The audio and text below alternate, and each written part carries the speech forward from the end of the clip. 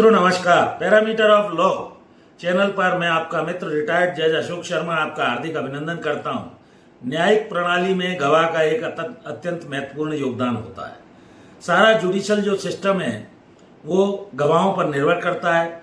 आज मैं इस महत्वपूर्ण वीडियो में आपको गवाह होता कौन है, कितने प्रकार के गवाह होते हैं, क्या उसका महत्व है, एविडेंस एक्ट इस बारे में क्या कहता है, सारी बातें बताऊंगा। State of UP versus Krishna AIR 2010 page 3071 में भी इस बारे में कुछ विवेचना की गई है।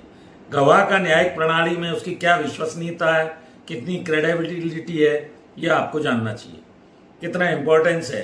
देखिए, गवाह सबसे पहले तथ्यों को प्रमाणित करने के लिए कोई भी मामला या विवाद जब उत्पन्न होता है, चाहे सिविल हो क्रिमिनल हो, सभी प्रकार के मामलों में गवाह का एक अपना इंपॉर्टेंस है।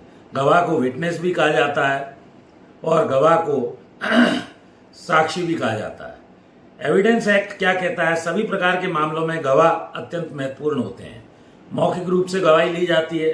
इसके अलावा उन्हीं गवाह के द्वारा बहुत सारे दस्तावेजों को भी प्रमाणित किया जाता है, एग्जिबिटेड किया जाता है, प्रदर्शित किया जाता है, जिससे उन्हें साक्ष्य में पढ़ा जाता है। यह आपको जानना चाहिए।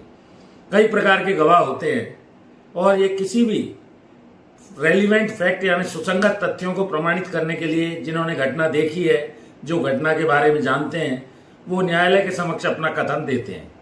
पूरा क्या उस सिविल केस की या क्रिमिनल केस की स्टोरी रही है, मेमोरी के आधार पर वो ओरल स्टेटमेंट देते हैं। इन गवाहों का बयान होता है, एग्जामिनेशन इन चीफ होता है, जिसे मुख्य परीक्षण कहा जाता है। क्रॉस एग्जामिनेशन में विपक्षी वकील के द्वारा आप सत्यता ज्ञात करने के लिए क्रॉस एग्जामिनेशन किया जाता है। कोई तथ्य यदि छूट जाता है तो री एग्जामिनेशन में पूछा जाता है। यह आपको जानना चाहिए। तो सेंस के द्वारा, सेंस ऑर्गन के द्वारा वाट एवर उसने क्या हर्ड सुना है, क्या देखा है, क्या सुनी सुनाई साक्ष्य है, तो ये सब चीजें मैं इसमें बताऊंगा। चाइल्ड विटनेस क्या है, ओल्ड जो व्यक्ति हैं उनकी साक्ष्य कैसे ली जाएगी, इसका सेक्स पर, पद पर कोई गवाह का प्रभाव नहीं पड़ता है, किसी भी सेक्स का हो सकता है। तो भारतीय साक्ष्य अधिनियम 2023 जो 1 जुलाई 2024 को लागू हुआ है, इसके पहले इंडियन एविडेंस एक्ट 1872 का था, उसको रिप्लेस करके 2023 में भारतीय साक्ष्य अधिनियम 2023 लाया गया है, जो 1 जुलाई 2024 से प्रभावशील है। ऐसा व्यक्ति जो लॉजिकल तरीके से प्रश्नों को समझकर उसका उत्तर दे सकता है, वो गवाह कहलाता है। और इस गवाह की कोई संख्या निश्चित नहीं है। गवाह गूंगा हो सकता है, बहरा हो सकता है, अनपढ़ हो सकता है, इशारों से गवाही दे सकता है, आई विटनेस हो सकता है, सर्कमस्टेंशियल एविडेंस हो सकती है, परिस्थितिजन्य साक्ष्य, एक्सपर्ट गवाह हो सकता है जिसको अनुभवी या ज्ञान होता है, होस्टाइल हो सकता है गवाह, पक्ष विरोधी हो सकता है, पुलिस का गवाह हो सकता है, पंच विटनेस हो सकता है, प्रोसिक्यूशन का गवाह हो सकता है, समनिंग विटनेस हो सकता है, ये फॉर्मल विटनेस हो सकता है। तो इस तरह के कोरोबोरेटिव विटनेस हो सकता है। अब मैं इन बातों को थोड़ा थोड़ा आपको समझाता हूं इस वीडियो में। सम्मन वो गवाह है जिसको न्यायालय बुलाने के लिए सम्मन जारी करती है। वादी या तो बुलाता है या प्रोसिक्यूशन के गवाह होते हैं। सम्मन मीन्स टू कॉल समवन, किसी को बुलाना। इसके लिए एक फॉर्मेट निर्धारित रहता है। कई बार फीस भी जमा करनी पड़ती है, जिसे सम्मन की सर्विस के बाद ये बाई हैंड हो सकती है, बाई पोस्ट हो सकती है, या अंत में सब्स्टिट्यूटेड सर्विस ऑफ सम्मन भी हो सकती है। कई तरह की सम्मन सिविल में होते हैं, ऐसे ही क्रिमिनल में पुलिस के थ्रू इसकी सर्विस कराई जाती है मोस्टली केसेस में।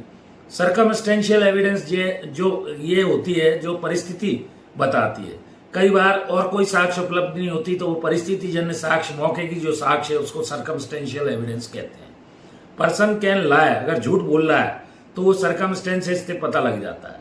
दूसरा, भागते हुए कोई व्यक्ति अपराधी घटना स्थल से पाया गया चाकू लेकर, तो ये माना जाएगा कि उसने मर्डर किया है।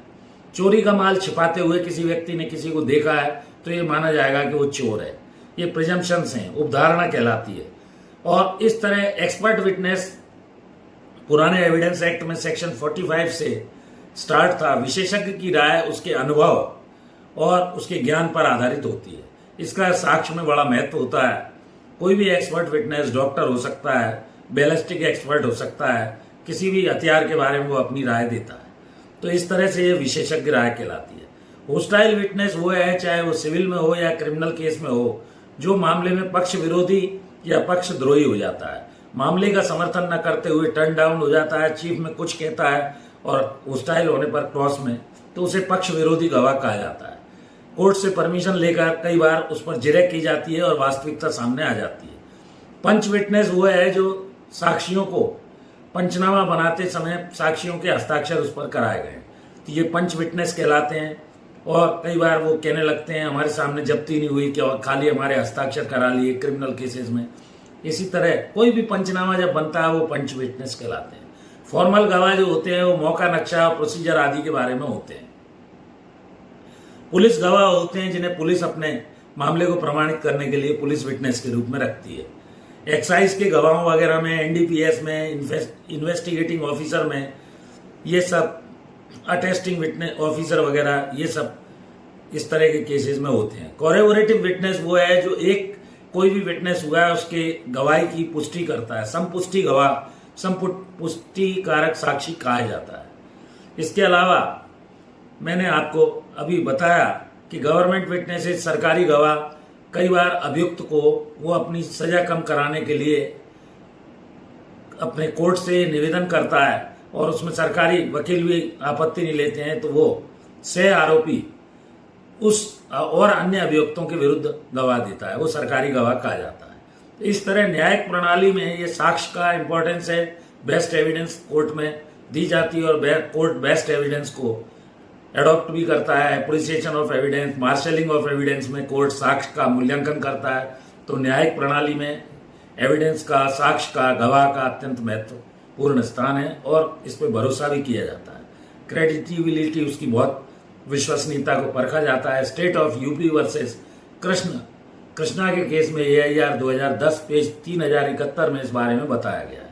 तो मैंने ये संक्षेप में गवाह कौन होता है, क्या उसका इंपॉर्टेंस है, यह आपको बताया। वीडियो अच्छा लगा हो तो उसे लाइक करें, शेयर करें, मित्रों दोस्तों को भेजें। मैं छोटी छोटी जानकारियां आपके कंसेप्ट क्लियर करने के लिए इस चैनल के माध्यम से हर विषय को टच करने का प्रयास कर रहा हूं। बहुत सारे लोग मुझे कमेंट करते हैं और आपका स्नेह है। 89,200 के करीब सब्सक्राइबर हो चुके हैं, 3500 वीडियो अपलोड हो चुके हैं। चैनल से जो लोग अभी तक नहीं जुड़े हैं, चैनल से जुड़ जाइए। जो मेरे सब्सक्राइबर हैं और जो नहीं भी हैं, वीडियो देख रहे हैं, वो भी जुड़ जाएं। मैं हृदय से आभारी हूँ। एक और विशेष अनुरोध, मेरी धर्मपत्नी श्रीमती अर्चना शर्मा का भी यूट्यूब पर एक चैनल अर्चना आरटी आपके नाम से है, उससे भी जुड़िए, लोगों को जोड़िए।